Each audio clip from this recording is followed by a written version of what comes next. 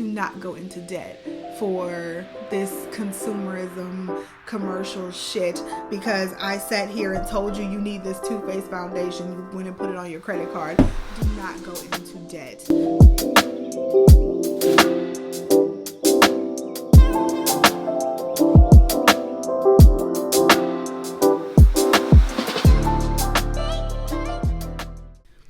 What's up, you guys? Cece back with another video, and for today's video we are going to do a get ready with me Q&A.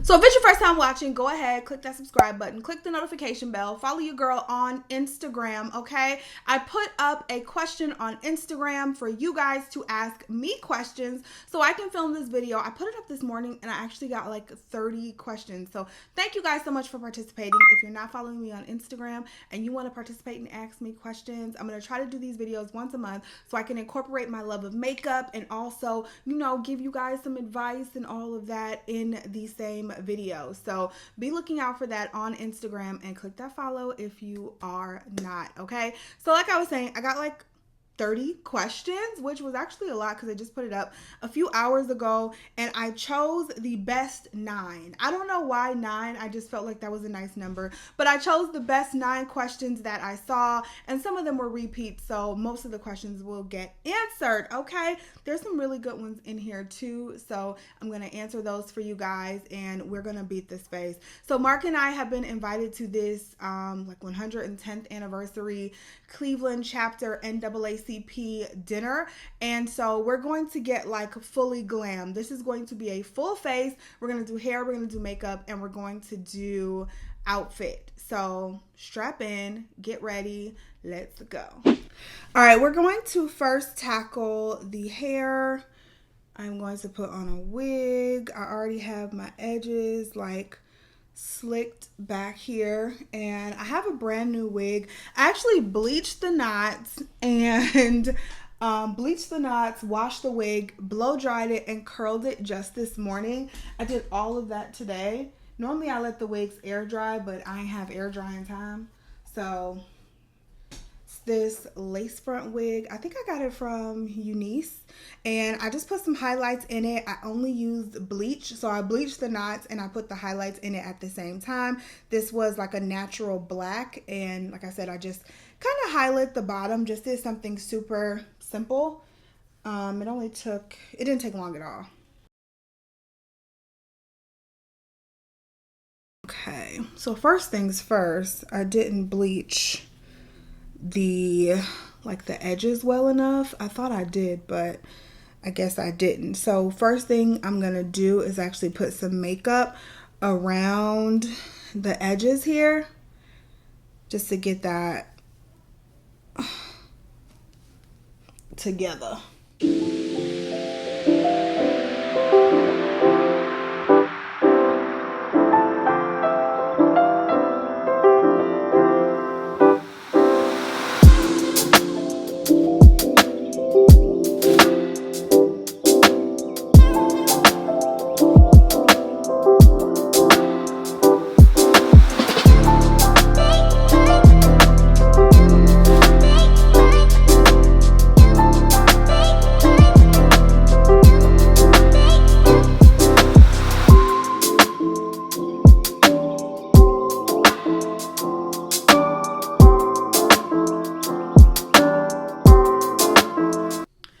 Okay, y'all, so now the hair is done for now. I'm going to go ahead and get the hair off of my face. You guys know the vibes. We're going to go ahead and speed through that, and then we're going to get into the makeup and the questions.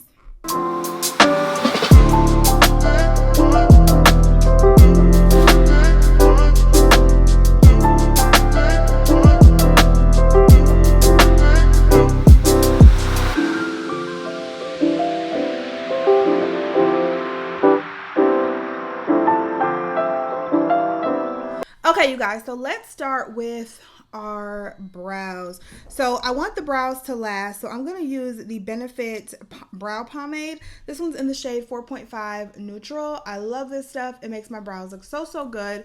I absolutely love it, and it's super easy to apply. I feel like brow pomade is great for beginners.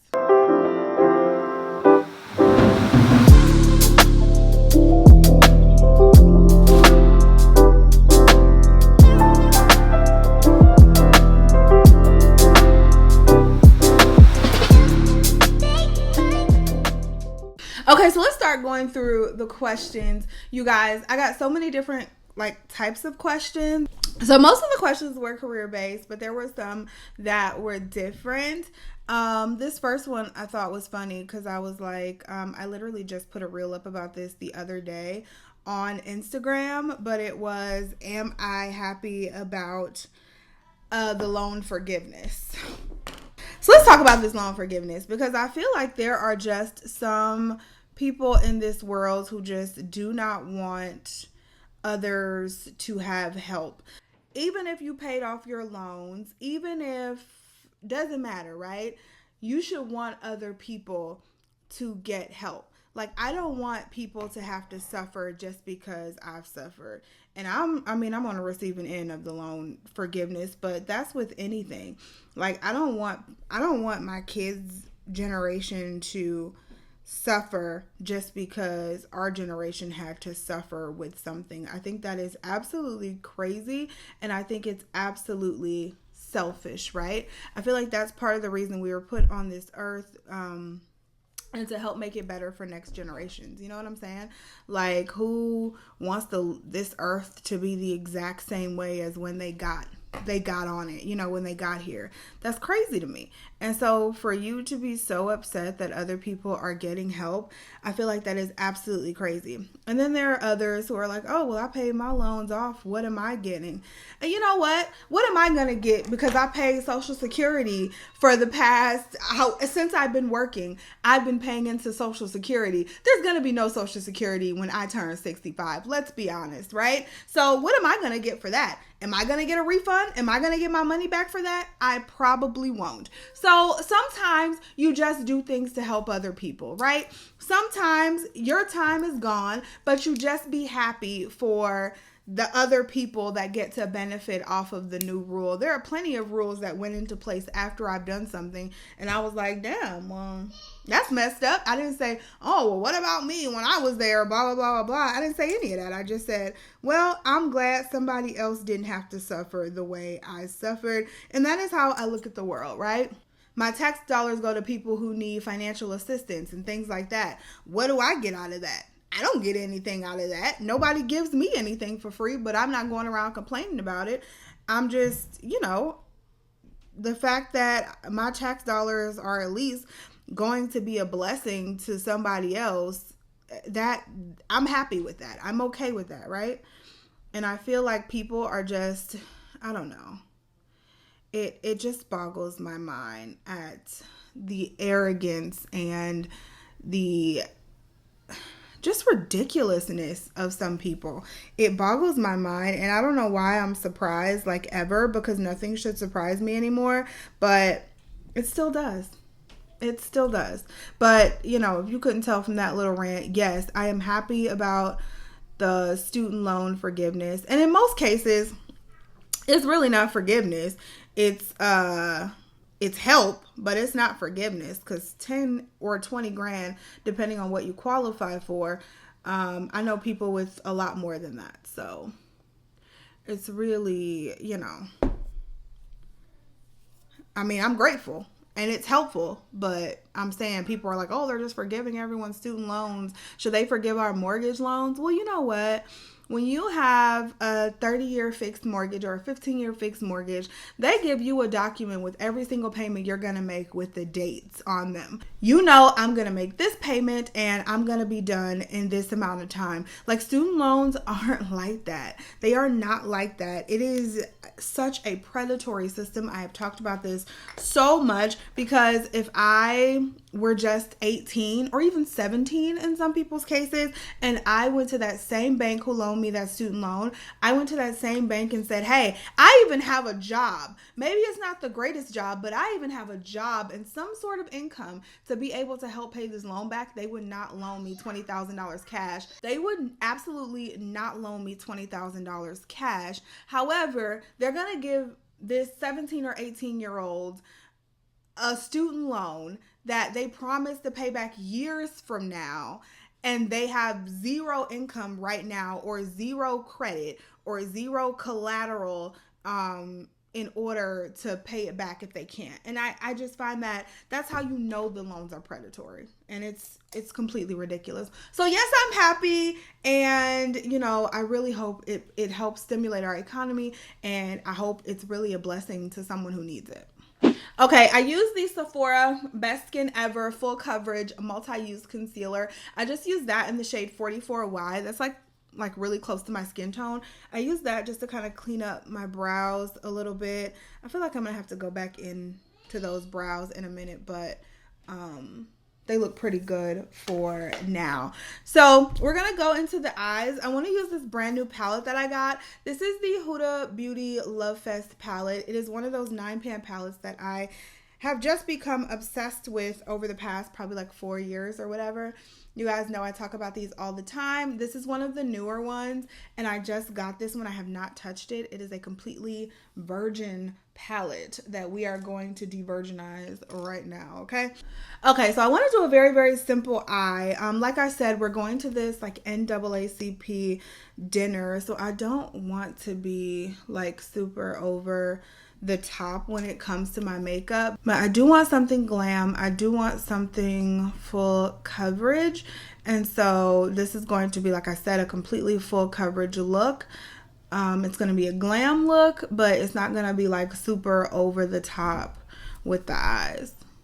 So I'm going to go in with this shade right here, and it is just, y'all know, it's like my favorite like little burnt orange shade. Ooh, wait, that might be too orange. I think we're going to switch gears and go to this shade right here. Yeah, let's switch gears and do that shade, and let's do both. Now, Huda's shades are very, very pigmented, so you have to be very careful. If you want more of a lighter look, you just want to be extremely careful with how hard you're pressing and placement, because it's going to be a pigmented shadow. Let's get a little closer. Okay, so the next question I got was, what are my favorite shows as of late? And you guys, I haven't really watched much of anything new, but I'll run y'all down the list. I've only watched 2 seasons, but I was obsessed with both seasons. Married at First Sight, season 10 and 11. Both of those are on Netflix right now, and like when I say the obsession was real, you guys, the obsession was real. I just kind of want to mute this color a little bit because the orange is throwing me. It's like a little too orange. But the obsession, yes, was real with Married at First Sight. I absolutely loved it. I'm going to go in with this brown right here. Such a good show. I need to catch up on other seasons, but just obsessed with both of those seasons. I have also been, we finished up P-Valley. The second season finished up. I love me some P-Valley, love me some Uncle Clifford. And I love Lil Murda too. I loved seeing more of like his backstory this season. I really did like that. So Lil Murda became one of my like favorite characters. I loved seeing that. So P-Valley, that season ended. What else have I been watching? Y'all, I will watch Girlfriends all day, every day. Like, it's on Netflix, and like when there's nothing else to put on, it's kind of like when in doubt, watch Girlfriends. Like, that's kind of my thing. And so I'll watch Girlfriends like seriously all day, every day. Mark and I are always watching some kind of documentary on Netflix too. Netflix has the best and the craziest documentaries sometimes. Like, some of those documentaries be ridiculous. So we watched one and it was called something Peace and Obey. It was about this church in Utah where they basically had all of these people fooled, saying that this guy, it was the preacher guy, he was basically like the second coming of Christ or whatever. And so he had like 80 something wives. They had this man have like 80 something wives. They had their own like communities. They weren't allowed to watch TV. They all lived on this property in like this remote place in Utah. And like, it was crazy because he had those people like signing over their businesses to him. I mean, he was like, he had like all these men, he would like gift these men the women and so their wives. And so these men would have several wives, and he ended up having like 80 something wives or something. And some of them were minors, and like they had sex. It was disgusting and horrible, but I couldn't look away. I mean, have you ever just watched, like, Netflix be having some train wreck documentaries, honey? And that one was crazy. And then the guy dies, right? And so now everybody's confused, but then the son takes over and basically, like, yeah, because the guy was supposed to be immortal and he wasn't supposed to die. So then the guy dies, and then the son kind of takes over and says, oh, well, I'm like the second coming of the father. And so I'm like, what? You can get people to believe anything, I guess. So they had like a whole bunch of people. And so in this little cult or whatever. And it was just crazy, man. And then we watched The Most Hated Man on the Internet. That one was really good. And that one was basically about a guy where people would submit these videos, these crazy videos to this site. I forgot the name of the site, but people would submit these like crazy ass videos, and then he would put them up on the site. But then it got to the point where they were like hacking people's emails and hacking people's computers to get these videos. There was a girl who was like taking some like naked or topless pictures or whatever, and she ended up on this site. And so she's like trying to figure out how she ended up on this site, because she's like, well, I literally only have these pictures in my phone. And her mom like got involved, and her mom like got the pictures taken down, got law enforcement involved, and basically launched like her own investigation. And he was doing this like to a bunch of women, and she helped like all of these women and helped get this man arrested. So he's out of jail now. He's like not much older than me, if not the same age, maybe a little older. But I think he's like in his 30s still. Like, and I had never heard of this site. They said this site was like really popular back in like 2012 or whatever, but it was a good documentary. Okay, let's stop for a minute and take a little pause. I want to show you guys the bag that I'm going to wear tonight, and also another bag. I was contacted by a company that does one-to-one replica bags. And so basically what that is, if you are looking for a designer bag, you're looking at it, then price is going up, baby. Okay, we talked about the designer bag price hike before, right? So if you're looking at a bag, maybe you see the price tag going up and you're like, damn, I don't want to pay that high price. I might have something for you, okay? I will put the name of the shop on the screen, and I will also put their shop down below in my description box so you guys can check it out. And what I'll also do is link these individual bags on Instagram. I will have them like in my story highlights. I'll go ahead and link them there so you guys can check them out. But I'm going to wear this little guy tonight. So this is like a one-to-one replica of the Louis Vuitton Speedy. So this is would be the smaller Speedy. And this was actually next on my wish list to get from LV. But I don't think I'm going to have to get it now. You guys, the leather bags from LV are a little more expensive than the canvas bags. And that's all I have are the canvas. But this is so like... It's actually really soft and such good quality.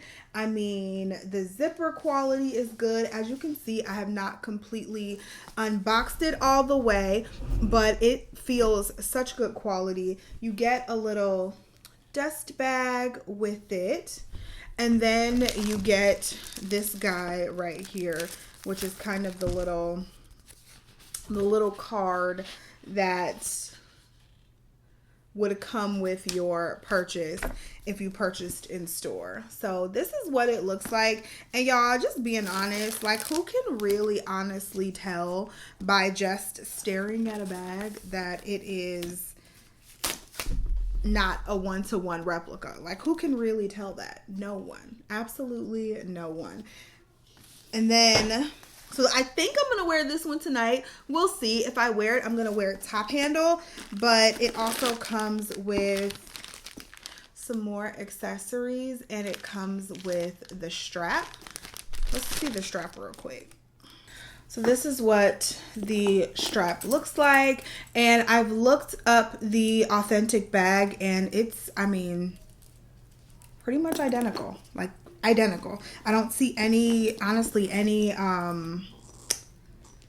differences in the two bags. So there you have it. This is a smaller bag, so I really like this one. I've always been hesitant about getting this specific bag just because I thought it was too large, but this is the smallest size, I want to say, and this is pretty much the perfect size to fit everything I need in there. So that's the first bag. And then I was also thinking about wearing this one too. This one just feels a little more formal, but it's so large. This is the YSL. I'll put it on the screen. I mean, when I tell you this feels so good and such good quality, like, it is crazy. And I ended up getting it in all black, but they have silver hardware. They have a gold hardware choice, but I just like the all black. So this one is cute because you can wear it as like a double handle like this. You can wear it as a single handle over your shoulder. And I'll try these on. I'll try these on when I put on my dress.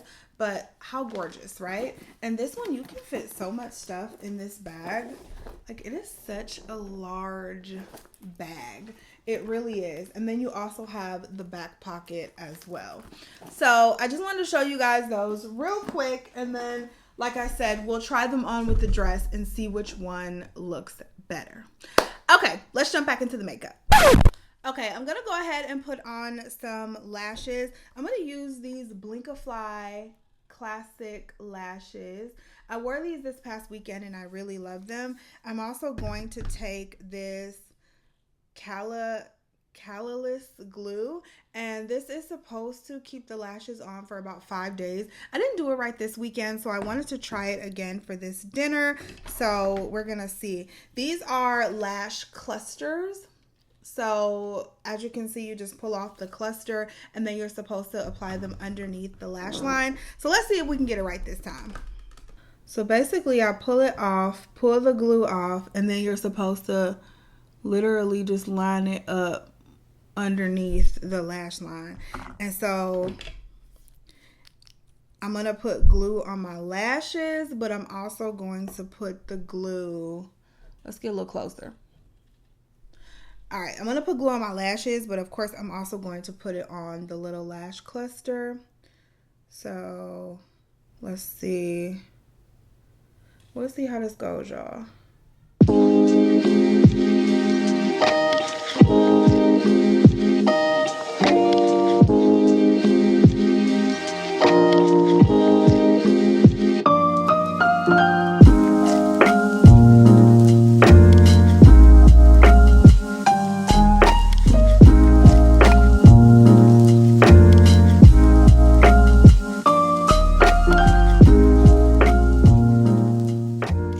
Okay, y'all, so lashes are put on.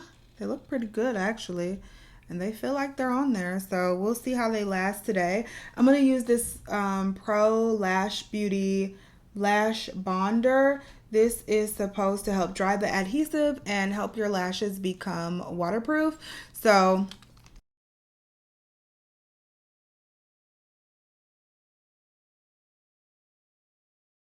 Okay, I'm gonna have to report back to you guys on how these work, but I think I did them right this time, so they look pretty good too. Okay, I'll let y'all know. So let's keep going. We're going to start on the face and we're going to get into the next question. Okay, first things first, of course, we are going to prime the face. And the next question I got was, how do I keep my marriage spicy after so long? So, as you guys know, or maybe you don't know, I have been married for it'll be 10 years next month. It's not exactly 10 years yet, but it'll be 10 years next month. And we've been together 14 years. So, how do we keep the marriage spicy? That's something that we actively work at, like, every day. I mean, actively, you have to actively work at keeping your marriage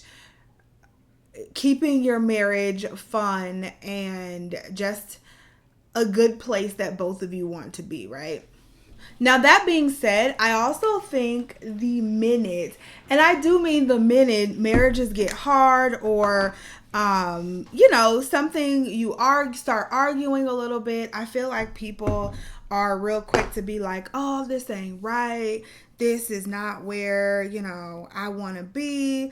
Life is too short to be unhappy. You see all those quotes and stuff. And it's like the minute people start having problems. And in a marriage, if you do it right, you're married for a pretty long time, unless something untimely happens, one of you pass away early. Like, if you're going to get married, when I got married, at least at 25, you're going to be married for quite a long time.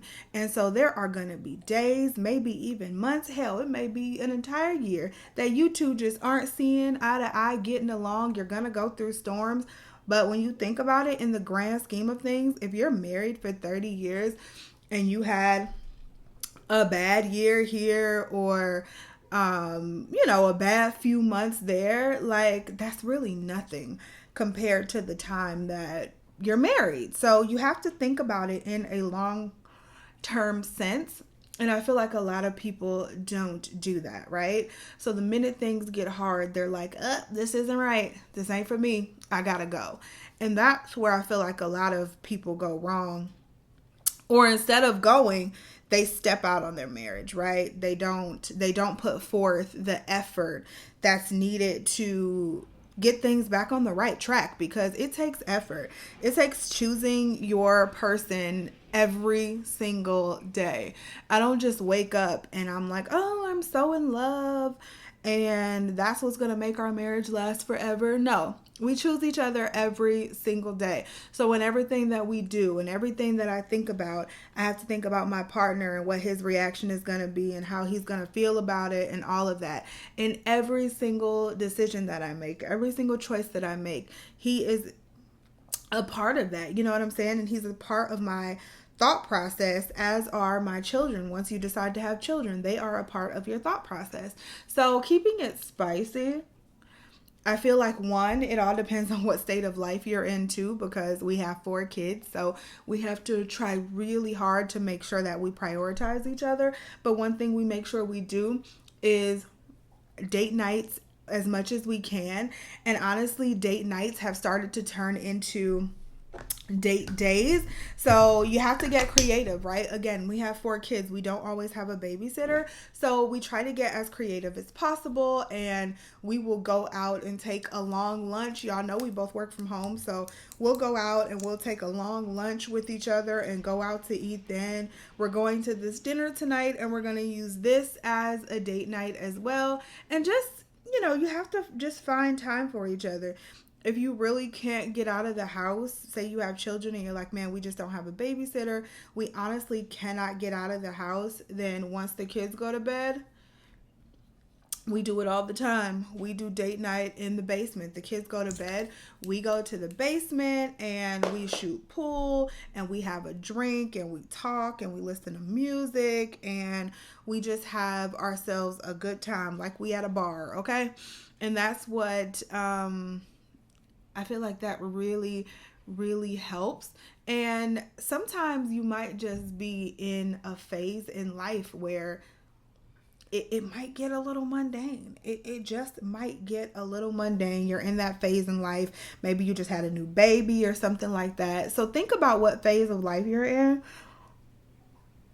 and have realistic expectations, but also always be putting forth as much effort as you can, because it's going to take work. It's going to take effort, okay? That's my little spiel about that. All right, let's get into some career questions. So somebody asked me, how does the process work for ADA accommodations and what is acceptable? So I don't really know how to answer this because that all depends on the situation. For those of you who don't know, ADA is the Americans with Disabilities Act. And so if you find yourself in a situation where you need an accommodation at work, whether you have, like if you have a certified disability as defined under the ADA, then your job, it is mandatory that they have to provide you with a reasonable accommodation. Now, a reasonable accommodation just depends on your job and their circumstances, right? So a reasonable accommodation could be all my FMLA. I ran out of all of my FMLA. The doctor says I need to be off for another 2 or 3 weeks. And so a reasonable accommodation could be that the job provides you, they protect your job for another 2 to 3 weeks while you're off healing whatever it is you need to do. An ADA accommodation could be maybe you're a cashier and all of the other cashiers stand. However, you have back issues or something like that, as certified by your doctor, and so they have to provide a chair for you to sit. That could be a reasonable accommodation. Honestly, it could be pretty much anything, as long as, again, it's reasonable and it doesn't provide an undue hardship on the business.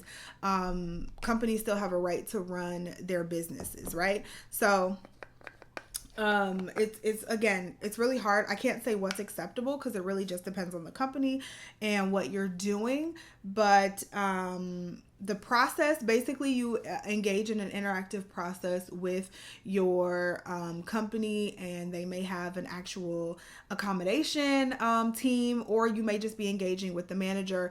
But you engage in an interactive process where they basically ask you questions as far as what you can and can't do. You get that certified by your doctor, and then you engage in trying to find something that is reasonable and comfortable for both parties. So that's that. I just set my concealer using the Huda Beauty. This is the Easy Bake Loose Powder. I love this stuff. So I just set my concealer using that. And now I'm going to add some cream contour to the mix. So we're going to use this Hollywood Contour Wand Easy Contour. It's in the shade Medium Deep. I love this stuff. So we're going to use that. But yeah, that's that. So the next question, have I done recruiting and what was my experience if I have? I have never done full service recruiting. Recruiting is not my ministry. However, we had a very small company, the last place I worked, and I did help out the recruiter as far as finding candidates, as far as, obviously finding candidates, interviewing, going through resumes, stuff like that. Again, I have never been a full service recruiter. That's not my ministry. So I can't really say what my experience was as a full service recruiter, but as someone who helped out, the recruiter that we had, recruiting's okay. I think recruiting's actually also a great place to start if you're looking to break into the human resources team. And at some places, recruiting is like totally separate from the people team. So you have to think about that too. But I think recruiting is actually a really good place to start if you are looking to get into human resources, honestly. Okay, for powder contour, I'm going to go in with the, no, not powder contour. We're going to do, we're going to set the entire face first. This is the translucent loose setting powder, the Ultra Blur powder by Laura Mercier that we got recently. So we're going to set the entire face using this. I've only used it a couple times, and I must say it gives a very like airbrushed look to the skin. You guys will see. Let's watch. You'll see. Okay, next question is, oh, this is a good one. The biggest advice for someone planning to buy or build a home. So this is the second home that I have purchased, the second home that my husband and I have built.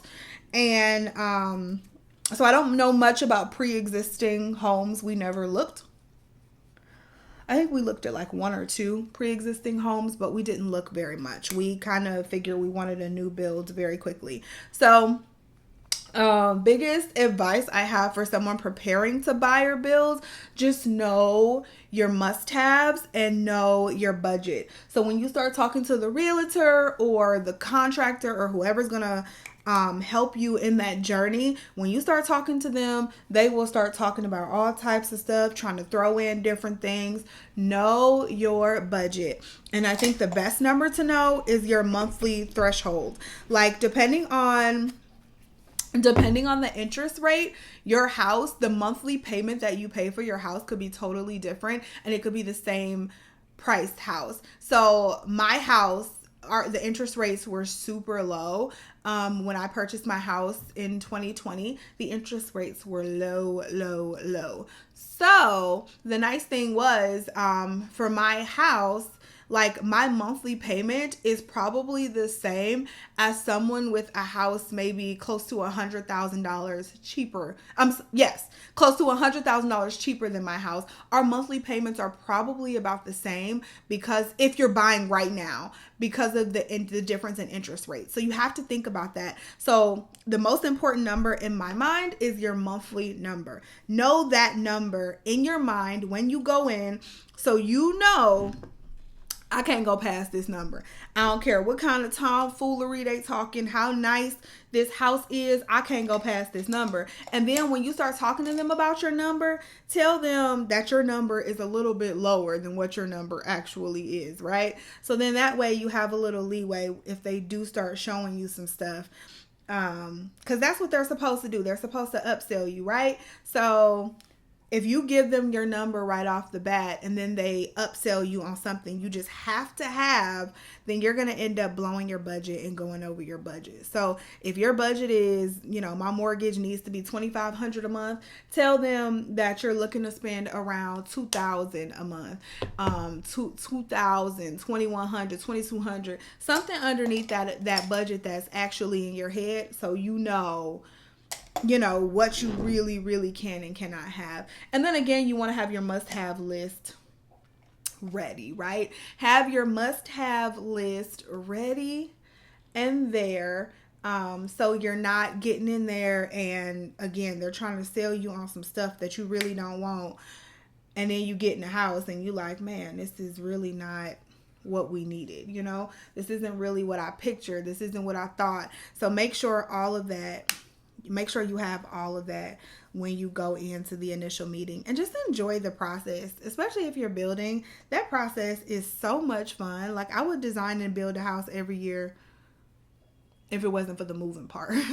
I would design and build a house. Like, it's just so much fun, and it's so cool to see your actual designs come to life, right? So I love that part about it so much. You guys, I'm going to take this Hourglass.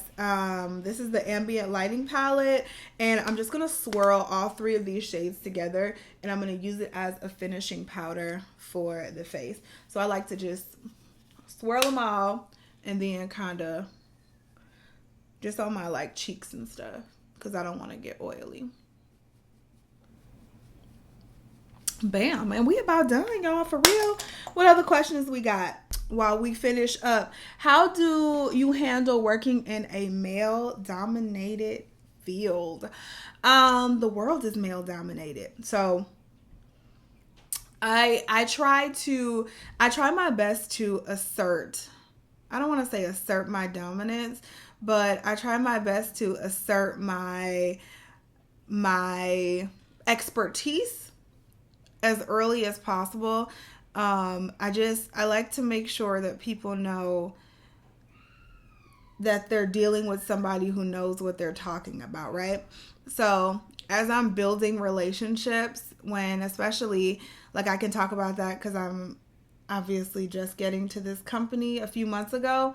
When I'm building relationships, I try to make people, men especially, because I feel like right off the bat, when you're talking to a male, sometimes in different industries, they like want you to prove yourself. They don't believe that you are completely qualified sometimes. And so I like to assert my expertise right off the bat. And I find that that helps me build trust a lot faster when I'm relationship building. So I think that's very important. And then also just being sure of yourself. You know what your skills are. You know what you're capable of. You know your background. You know what it is you were hired to do, right? So don't let anybody talk you off your game. If you realize that, you realize how good you are, know that. And so when somebody questions you, or even just in your speech, try not to use, I feel like as women, we try to make people feel better. So we use words like just, oh, hi, I just wanted to pop by for a minute.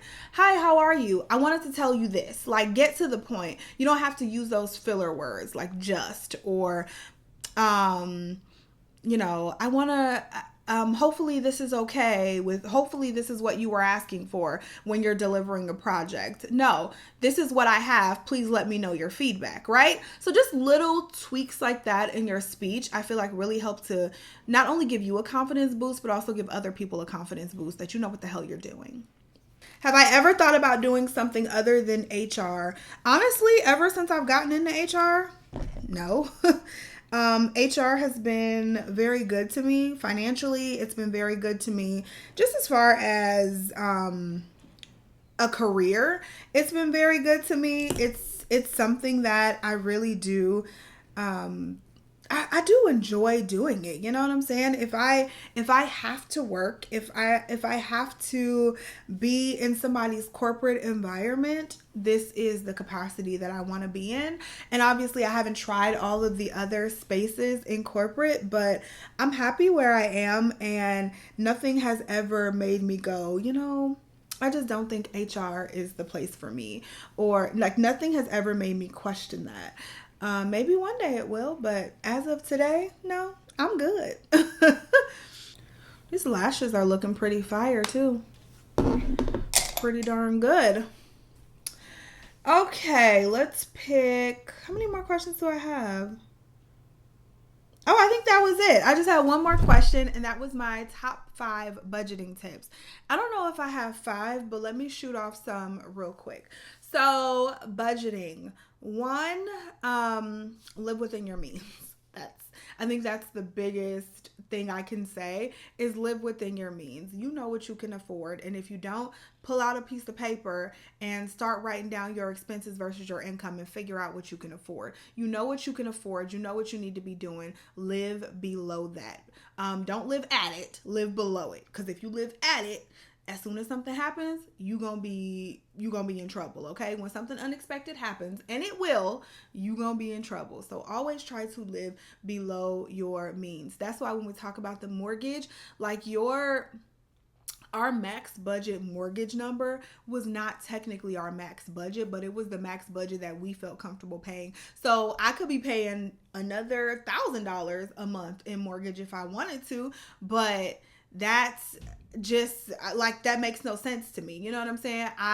We feel comfortable paying a certain number, and so that's the number that was our max budget in our head. It wasn't the max budget that if we paid this, we'd pretty much be house poor. Like, that's not what you're going for. That's not what you want. So know what you can afford and live below your means. Know that you don't have to keep up with the Joneses. Honey, you don't. I always thought I've always been a victim of that, and I've always felt like I had have, I feel like really up until maybe the past 5 years, I've gotten so much better, because I have always been a victim of that, just wanting the best, the newest, the latest and greatest. And over the last 5 years, I've realized that's so unnecessary. Like, there's so many other important things that I could be doing with my money, right? Saving for the future. Save for the future. Save, invest, do what you need to do so that you are not broke down in 30 years, okay? Like, you want to live a good life, live like you're going to die tomorrow, but you want to save like you're going to live until you're 99, all right? Because you just never know, and you don't want to spend your life not doing anything fun or not spending any of your money because you're afraid of poverty, but you also don't want to be in poverty in 30, 40 years, right? So think about that.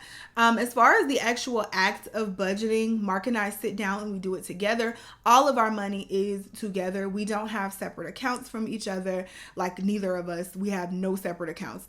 All of our money goes into one pot. We started in this marriage. We came in this marriage with nothing. And so anything that is generated through this marriage, we both deserve it, right? So all of our money goes into one pot, and we sit down every week and we look at our money, we look at our spending, we figure out what's coming up, we look at our savings, see where we could cut, where we can add, and that's what we do, and that kind of works for us.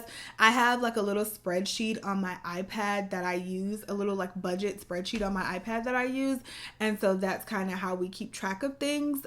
We've been a little off our game lately because we've been doing a lot of spending, but that's pretty much how we keep track of that. And then, just if you do have a partner, I'll say be completely upfront about your expenses and what you need to pay and your credit. Watch that. There's it. That's it. This ain't even it. If you got a partner, you know what you need to be doing, and we could talk about that later, but that just came to me. Credit. Keep your credit card balances low. Okay? Do not go into debt for this consumerism commercial shit because I sat here and told you you need this Too Faced foundation. You went and put it on your credit card. Do not go into debt over some bullshit, right? If you want to go into debt, if you want to go into education debt, y'all know my thoughts on that. However, if you want to go into education debt, we can be here on that. But do not go into debt over stuff that you don't need, right? Don't do it. I've done it before. It ain't pretty. Don't do it, okay? So those are my budgeting tips. Those are the answers to your questions right there. And this is our final makeup and hair. And I think it came out so well. I'm so excited for you guys to see the dress. And then we'll try on the purses and see what fits the best. So let's get dressed.